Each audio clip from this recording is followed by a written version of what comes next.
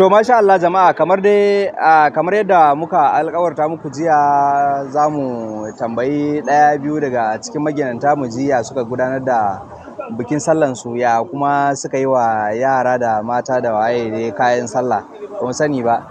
Ga wani bawan Allah nan bari mu abun nan. Barka da warhaka mu gida. Barka dai. Ya sunan ka? Sunana Usman. To Malam Usman na san an gabatar da bikin sallah ba mu san ya aka gabatar da bikin sallah ba a wannan karan. Alhamdulillah. Bikin sallah yayi kyau gaskiya. Ai daidai ya kacin karfi daidai gurgudu.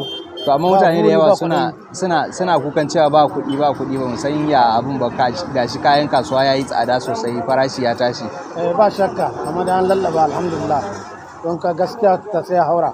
Ta sai kashi kaɗan na kalla 1,000 da tumatur za kalla 1,000 to abun gaskiya sai a hankali. To idan muka koma bangaren abin da ya shafi zaman lafiya na ƙasa yanzu aka gama zaɓuɓɓuka na shugaban ƙasa da kuma na gwamna za ka ga a zaɓen ya zo da wani yanayi kamar na siyasa addini da waye baka fuskanci wata matsala ba tsakaninka da kamar makota hakan nan wanda su ba musulmai bane yayin sallah ko ka ce baka ba su abin sallah ba ko kuma dai ba su yi wani magana ba inda ya shafi haka ba. Gaskiya na samu kalubale gaskiya don makwabta na gaskiya na wuce dariya suke mini kamar ka faɗa da farko ta ce magana addini ana wuce nuna ni da hannu haka zan mutu to kaga irin wannan shanin in ba kai hankali da nisa ba kai wani abu ba su faru amma me yasa ake nuna ka da hannu to akan wai shi bintir ya ci kuma binana ta fara tunda kamar ka faɗa addini ne abun ya zo addini physically ne kawai ba boye suka ce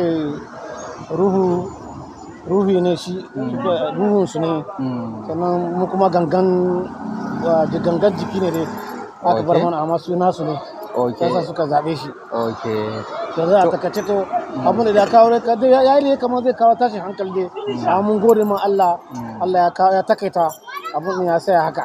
To yanzu a matsayin ka na musulmi wanda ake yi maka ba'a ya kake kokarin controlling saboda samar da zaman lafiya tsakaninka da wanda ba musulmi ba. Ni da gaskiya na mai da magana daya zuwa biyu haka.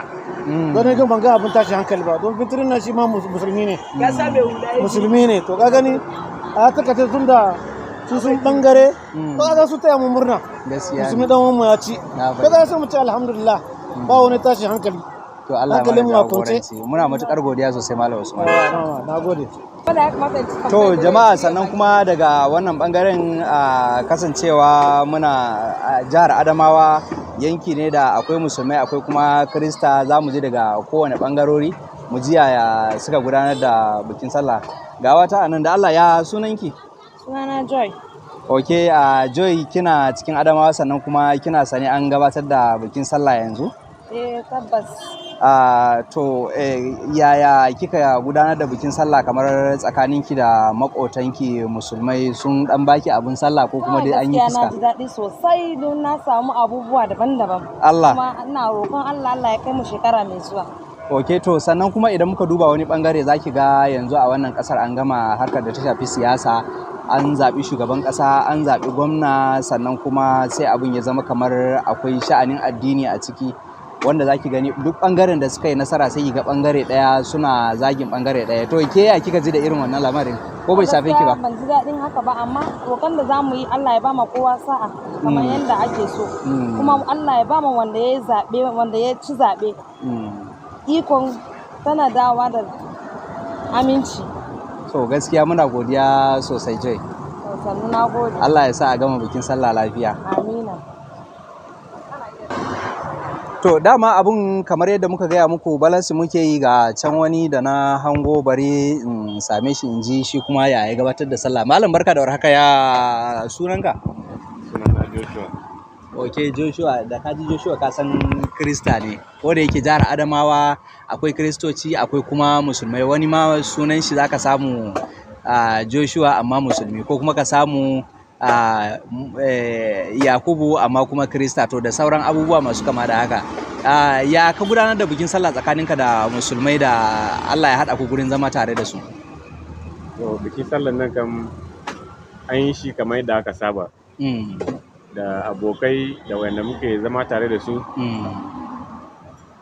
Ko da ganin cewa babu babu kudi mutane na cikin wani yanayi amma wayanda muke zama tare sun kama na goron sallah sun kama na minerals sun dan kama na dan nama kuma mun taya su munna. To sannan kuma idan muka koma wani bangare da ya shafi kamar yanayin siyasa, kasancewa yanzu aka gama siyasar Najeriya da kuma nan jihar Adamawa, abin ya zo kamar akwai yanayin addini a ciki, kamar yana kokari ya kawo mutane matsaloli. To ban san kai ya ka ji da wannan al'amarin ta bangaren ka ba. To yana nan a bayanai kam. Domin in nace siyasan an yi shi smoothly ba maganan addini a ciki na yi ƙarya, kowa ma ya san da wannan. Amma kuma za a iya shawo kan wannan matsalar. To kamar misali ta waɗanne hanyoyi za a bi saboda a shawo kan matsalar kada ya zama wata gagarumar matsala watakila wanda yanzu ne ta fara tushenta a Najeriya baki ɗaya? Kaga salon da APC suka kawo na Muslim ticket. Wannan duk Najeriya an san da cewa wannan akwai ya dan kawo damuwa, ya kawo maganan addini a ciki ba kamar yadda aka saba ba. Even though Muslim ticket din ba shine ba laifi bane, mutane da yawa ma sun aza haka din. Da aka so ko gubernatorial election kuma abubuwa daban-daban sun faru. Kama akwai zaɓe na wurare kamar su Kaduna da Adamawa nan yadda ake ta fama juya zaɓe. To ko da ganin cewa da Fintiri da Binanin duka musulmai ne, amma akwai maganganu a cikin al'umma da cewa administration na Fintiri yana favoring Christians fiye da musulmai. So abu ne dan kawo maganan addini kenan a cikin siyasan Adamawa. Kuma sannan da wayansu campaign na Binani ne, wayansu audio center da videos wayanda wayansu capturing da take maganganu akan cewa za ta kwato ma Fulani yancinsu, da kuma yadda take cewa za ta ci zaben gwamna ko da karfi ko da rikici. To kaga wannan ya nuna ko ajanda.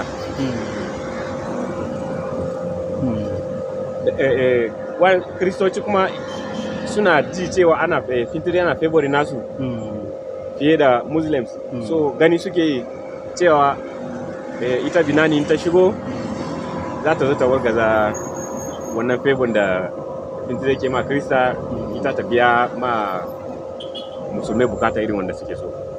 To yanzu a mahangarka kana gani ya za a yi a shawo kan abun kada matsalan ya ginu ya zama yanzu gaba ɗaya an raja an ɗoro a kai ta yadda zai ta kawo matsaloli tsakanin musulmi da Krista? So za a iya tackling abun da wuri-wuri tun bai zo ya kanta ba. Za a iya a fara da campaign gidajen rediyo ko malaman addini ma za su shiga wannan. To a haka za a iya shawo kan matsalar din. To gaskiya muna matuƙar godiya sosai, Allah ya saka da alkhairi waɗanda aka yi domin su, Allah ya sa sun ji. Yawwa ga nan wani bawan Allah shi ma bari mu ji daga gare shi, mu ji ya gudanar da wato sallah din shi. Sallah alhamdulillah. An yi sallah lafiya kuma muna gode wa Ubangiji. Allah ta tabbatar da alkhairi. Allah ƙara mana wasu shekaru masu zuwa. Alhamdulillah mun gode wa Allah. To ka san ana ta maganan abubuwa sun yi tsada a ƙasa da kuma yanayin kayan masarufi, ba mu san ya ka gudanar da naka sallan ba ta wannan bangaren. To gaskiya abubuwa dai kan gasu nan dai sai dai mu gode wa Ubangiji. Allah ba mu ikon ya mana abubuwa kan sun yi tsada gaskiya, sai dai mu gode wa Ubangiji. To sannan idan muka koma wani bangare, kasancewa yanzu aka gama harkar da ta shafi siyasa a ƙasa baki ɗaya da kuma jihar Adamawa, za ka ga akwai matsalolin da ya shafi na rashin zaman lafiya sosai, akwai kuma sa addinanci cikin lamarin abin da ya shafi siyasa. Ban san ya ka ji da wannan a bangaren ka ba. To gaskiya in ka ce babu wannan maganan kaman kayi ƙarya, akwai shi. Amma na dai da yake Allah samu Adama akwai mutane masu ilimi da hangen nesa, an ɗan sawa abu ruwan sanyi wanda suka yi mana kuma sun gane kuskurensu, sun ne da hankali an dawo, yanzu za mu jira doka da oda kawai. Amma na abin da yake faruwa kan gaskiya kamata a kiyaye na gaba. To a taka mahangar kana gani waɗanne hanyoyi za a bi domin takalin na matsalan kada ya zama matakin ƙasa gaba ɗaya ko kuma Najeriya ta zama a sha'anin abin da ya shafi kamar kasuwan addinanci ya fi tashi sama da abin da ya shafi demokaradiyya. To shi dai siyasa yanzu ka san in baka yi shi a nan a fili man kashe gidanka ma za ka yi. Amma na akwai hanyoyi nesa kuma wanda tunda muna nan ga munan mutane da yawa in ka duba yare daban addini daban amma na duk muna zaune wuri daya. Duk kuma abin da yake faruwa shine maganar interest ne. Tunda maganar interest ne kaga kuma dole mu fifita zaman lafiyar mu akan komai. Gaskiya ne. Zaman lafiya shi yafi komai don kaga abun da kake son nan akwai matsala a cikinsa ba dole sai ka fito ka daga murya ba. Sai a biya zauna a hankali a duba menene maslaha wanda zai ciyar da mu gaba, ciyar da Najeriya, ciyar da jihar Adamawa. Gaskiya ne. Wannan shine abin da muke fata. To gaskiya muna godiya sosai, Allah ya saka da alkhairi. To a nan bangaren kuma akwai wani bawan Allah da muka haɗu da shi, bari mu ji shi kuma ya gudanar da yanayin sallah ɗin shi. Mun sallah lafiya kalau sallah alhamdulillah. A wannan sallan ana maganin cewa ababen masarufi ya yi tsada kamar su shinkafa, tattasai da sauransu. Kai ya kaji da yanayin tsadan abu? Ai gaskiya abin ya ban mamaki wallahi. Gaskiya ya yi tsada sosai ma babu kaman zakkan fit da kai su masara su shinkafa abin da ake sayarwa 350 suka yi shutin nashi ya koma har 450. Shinkafa ana sayarwa 1000 suka yi shutin nashi har 1200 da 300. Gaskiya abin bai da kyau bai yi ba wallahi. To ya an yi wa yara kayan sallah kuwa? An samu wallan ba gashi ba yanzu na samu na karbo zaura ɗin. To yanzu idan ka kula za ka ga a Najeriya yanzu ne muka kammala zaɓuɓɓuka na matakin shugaban ƙasa da kuma gwamna. Sannan kuma waɗannan zaɓuɓɓukan sun jawo cekuce a duniya da ma Afirka baki ɗaya kan cewa an yi addinanci an yi ƙabilanci a cikin lamarin. Ta taka mahangar ya kake ganin abun? Gaskiya an yi addinanci sosai don ni abin yana ban mamaki ma kamar gwamnan da ya ci da wanda ta tsaya takara wanda bata cin din ba ma gaba ɗayansu musulmai ne amma da wanda ya ci sai aka tara sallaya da wayan aka kona ai wannan tsokanan musulmai ne bai yi ba ni abin yana ban mamaki naga dukansu musulmai ne ba wanda yake zuwa wani waje banda masallaci shine abin yana bani mamaki. To amma kamar kai tsaye ba a zo an irin tsokane ka ba irin nuna maka dai kamar wasu sun yi nasara ku kuma ku ne kashin baya haka? Kai sosai ma an tsokane mu kai dai mun kai zuciya nesa da yake mutum ya dan girma dole ya kai zuciya nesa gaskiya an tsokane mu. To game da wannan sha'anin ya kake gani a gwamnatin jiha da kuma malamai da waɗansu za su yi takalin na matsalar kada ta girma zuwa matakin ƙasa baki ɗaya ya zama kamar ɗabi'a ce ta Najeriya kowane zaɓe sai an yi haka? Gaskiya malamai da fastoci su zage a faɗakar da mabiya gaskiya kar a daina magana addini ko wani ƙabilanci dukanmu ɗaya ne dukanmu yan ƙasa ne ba wani abu shugaba kan ya zama shugaba ko musulmi ne ko kiristan ne shugaban kowa ne ko APC ko PDP duka inda ya rantsar da kai ka zama shugaban kowa ba wai za a ce shugaban wani bangare ba ne gaskiya na kira ga fastoci da malamai gaskiya a jawo hankalin mabiya don saboda a faɗakar a daina irin zaben nan gaskiya a daina irin bambancin nan. To cikin wannan hirar tamu masu kallo watakila daga yin wannan maganan watakila za su ga kamar watakila bangaren jam'iyyar ku ce ta faɗi shi yasa kake maganan a yi haɗin kai a yi zaman lafiya saboda wasu lokuta hakan ya saba faruwa me za ka ce akan haka? Ba haka bane fa mu faduwa har yanzu muna kotu ko mu fadi ban Allah da za mu karbo kayan mu muna da shugaban kasa to ga gwamnan mata ce an sanar da ita aka dakile don sha mu Allah za mu karba ta hanyar kotu a hukumance Allah da za mu karbi kayan mu ba wani abu bana kodar. To Allah ya mana jagoranci muna matukar godiya sosai Allah ya saka da alkhairi. Daga can kuma ga wani mai sai da gawayi shi ma barin je in tattauna da shi mu ji shi kuma yaya wato gudanar da yanayin sallah. Barka da warhaka malam. Yawwa lafiya gajiya. Alhamdulillah ya malam yake da suna. Suna ya Hayya Musa ne suna ana kiran shi Laila. Ok to man Laila in ka kula yanzu an wato gudanar da bukukuwan sallah, sannan kuma ya zo da wahalhalu daban-daban na tsadar rayuwa, tsadar abinci. Ban san ya ka gudanar da naka sallah ba. To ni dai alhamdulillah, ka san ita rayuwa yadda ka ɗaukan makanka haka ne da ta tafi maka. To amma gaskiya an shiga yanayi kan na rayuwa da rashin kuɗi, daga abubuwa tsada, duk abin da ka taɓa abubuwan ba ta tabuwa, abubuwan ba daɗi kai kam. To amma duk da haka dai an kokarta an lallaba shi a na rayuwa, an lallaba an yi abin da ya kamata. Yara a gida an samu an ɗauka musu kaya, an samu an ɗan yi abinci, an raba makwabta da sauransu. Kai dai alhamdulillah da sauransu. To in muka bar wannan bangare muka koma wani bangare kuma za ka ga a wannan karon ne ya yi daidai da an kammala zabuka a Najeriya na shugaban ƙasa da kuma gwamna. Sannan kuma in ka duba za ka ga abubuwan kamar ya kawo yanayin addini da ƙabilanci ya ɗan shigo ciki. To ban sani ba ya kake ganin abin ta ma. Mu dai mun yi zaɓe a bisa kowa zaɓe ra'ayinsa. To amma akwai abin da ya faru daga baya, sai aka ɗauki zaɓen aka sa ƙabilanci da addini a ciki. In kai baka zaɓi wani ɗan takara ba ko wanda ya ci kai. To amma kuma ni abin da na gani a cikin siyasan da aka yi nan, addinan nan guda biyu duka kowa zaɓen takara wani ra'ayinsa. To amma bayan an yi zaɓe an kammala, daga bayan sun ɗauki zaɓen sun juya abin na addini, suna ganin su wani gefen addini suka ɗauki su ne suka zaɓi ko gwamna mai ci da sauransu, suna ganin su suka kawo shi, suna ganin su suka yi masa komi da komi. Sai abin ya dawo kuma a zauna a yi ma gwamnatin batun alkhairi, a yi addu'a. Sai ya zo ya zama da kawai an ɗauki abun ana zagin wa'yansu wanda ba su yi shi ba, an ɗauki abin da ana zagin, ana tozarta mutane, ana musu habaici da sauransu da maganganu daban-daban, wanda kuma ba haka ya kamata a ce a yi ba.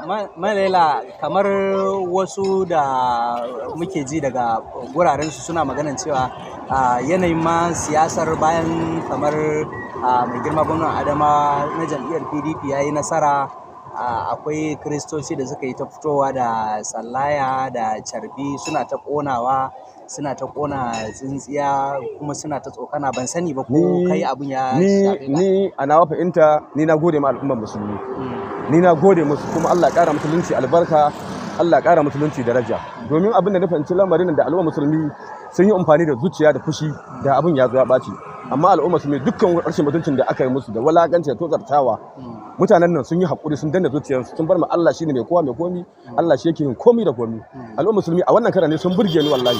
Ba inda musulmi ya samu dan ana walakantar da addinin sa, ana turata addinin sa, waya tashi yana nuna bacin ran sai dauko cewa zai faɗa da sauransu, yadda ake ta tsokana ana neman faɗa. An dauki addinin ka shikenan ba addini bane, kawai ana siyasa, an dauki abun siyasa an mai da ita addini, an zo ana daukan ana nuna addinin ka ba addini bane, ana walakantar da al'ummar musulmi a cikin wannan zaben da aka yi. Sannan kuma ni abin da gani al'ummar musulmi din su ma sun zaɓi gwamna mai ci din, mafi yawa sun zaɓi gwamna mai ci. Amma daga baya sai aka ɗauki ɗan bangaren suna wulakantar da suna neman dai tsokana, suna maganganu da dama, suna abubuwan da ba su kamata ba.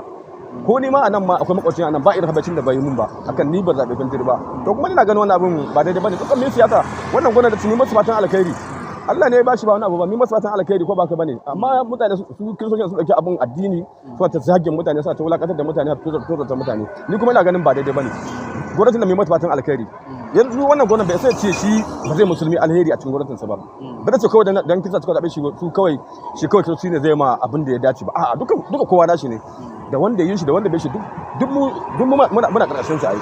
To yanzu Malaila, ta mahangarka kana gani ta yaya za a yi kamar malaman addini ko kuma gwamnati su dawo da haɗin kai tsakanin al'umma kamar yadda yake da?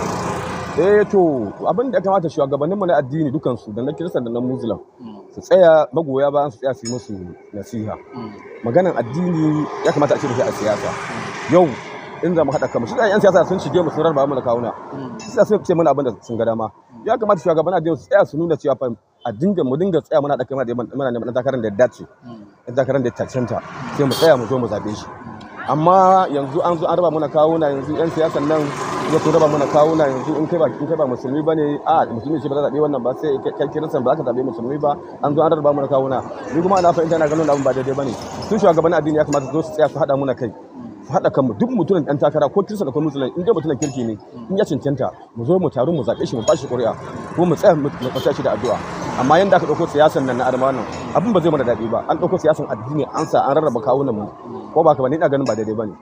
To masha Allah muna matukar godiya To, sosai. to, na gode, Allah saka da alkhairi. Jama'a kafin nan mu karkare shirin za mu sake dubawa mu yi tattauna da wani Krista ɗaya sai mu ji shi kuma ba'asi daga bakin shi. Yawa to daga nan kuma ga wata bayar Allah ita ma da na haɗa game da sannu madam. Yawwa sannu. Ya kike da suna? Mai suna Lydia Richard. To Lydia Richard in kika kula yanzu an gama ana karamin sallah dai an gama azumi ana karamin sallah kuma ga kin shiga dai kamar yadda musulmai suke yin shiga. Haka ne. To ban sani ba ya sun baki abincin sallah ko kuma sun barki kina ta hamma? A'a sun bani abincin sallah. Sun bani alhamdulillah sun bani ba komai. Ok kin san Adamawa waɗansu gidajen zaki samu akwai musulmi akwai Kirista amma ku hakan ne ko kuma ba haka bane? A ni kuma haka ne. Kawune na duka musulmai ne ai. To idan muka koma bangaren abin da ya shafi siyasa zaki gani yanzu kan 'yan Najeriya yana kokarin rabuwa saboda harkan siyasa tunda aka yi Muslim ticket aka fara samun matsaloli wanda ya zo ya zama duk wata jiha in za ta yi zaɓe sai ya gani Kirista sun yi taking part musulmai sun yi taking part. Ya kike ganin abin ta bangaren ki? Gaskiya ta wurina kam bai kyautu ba.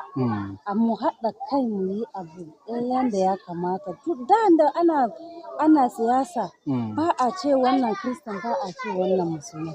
Sai mu haɗa kanmu mu yi amma yanzu da aka kawo abu kawai sai mu zo mu ga wannan ya ce wannan Kirista a PDP wai Kirista APC wai musulmai. Sai ka ga abu ya kawo mana rabuwan kai ba mu da haɗin kai kuma ni kan abun da ya ɗan dame ni kam. Za ki ga wannan siyasan kasancewa kamar mutane suna cewa Kirista suna goyon bayan Fintiri musulmi kuma suna goyon bayan kamar Binani. Za ki gani kamar wasu suna cewa ai bayan Fintiri ya yi nasara an fito da abun nan sallaya ana ta ƙonawa da kuma abun nan Kirista sun fito da shi. Ya kike ga haka ne maganan ko kuma dai ya abun yake? Ba haka bane. Ni kan ban gani ba gaskiya kam. Amma yadda ka yi maganan kam haka wayansu suna ce Fintiri Kirista ne suka zaɓa Binani musulmai ne suka zaɓa. To amma abun ba kuma ba haka bane. To yanzu ya kike gani kamar gwamnati ko malamai za su yi domin su kawo haɗin kai ya zama kamar da a daina wannan matsalolin a ƙasar gaba ɗaya? To nawa advice shine malamai addini su haɗa kan juna. Su yi ma kowa inda Kirista ne, pasto su yi ma 'yan uwanmu Kirista magana game da sassaguwa ba shi da kyau. Kirista musulmai ma su yi magana da musulmai kada mu raba kai. Da ba haka muke ba. Mu haɗa kai yadda da in an yi sallan karamin sallah especially kamar a ganye ba za a gane Kirista ba za a gane musulmai ba. Za ka ga Kirista da musulmai duka wuri ɗaya muke. Ba za a taɓa bambanta wannan kaza ba. Amma yanzu da siyasa ya zo ya fara kawo mana waɗansu abubuwan da ba su da kyau. Mu yanzu roƙonmu malamai addini don Allah don Annabi su tsaya su yi magana akan kada mu raba kai. Muna nan ɗaya sisiya ɗaya nan maɗauri ɗaya kawai muke shine nawa. To gaskiya muna godiya sosai Maman Favour jama'a duka a nan muka kawo ƙarshen wannan bidiyon sai kuma bidiyo na gaba za mu sake haɗewa a can.